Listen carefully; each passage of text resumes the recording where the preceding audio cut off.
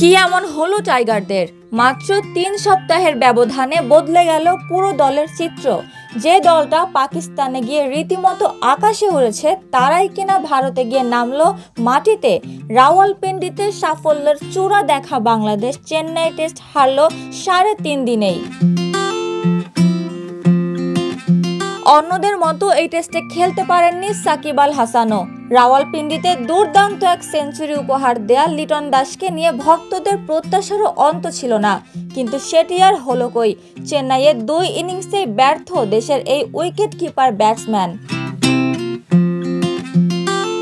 গোটা দলের ভরাডুবির পর ভক্তদের অপেক্ষা ছিল শান্তর সেঞ্চুরির জন্য, কিন্তু একের পর এক ম্যাচে ফ্লপ পারফরম্যান্স উপহার দেয়া টাইগার অধিনায়ক শেষ পর্যন্ত পারেনি ৩ অঙ্কের ঘরে পৌঁছাতে।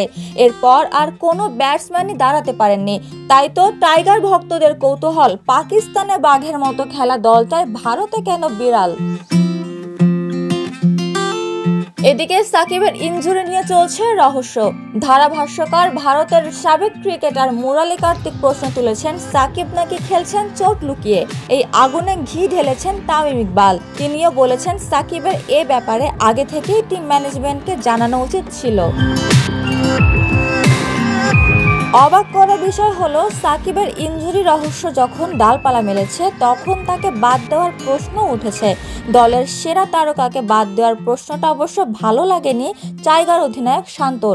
ম্যাচ শেষে এমন প্রশ্নের পর টাইগার দলপতি বলেন, খুব সাহসী প্রশ্ন, মাশাআল্লাহ। কিছুক্ষণ পরই সাকিব প্রসঙ্গ কৌশলে এড়িয়ে চেন্নাই টেস্টে নিজের রানে ফেরা নিয়ে তৃপ্তির ঢেকুর তোলেন শান্ত।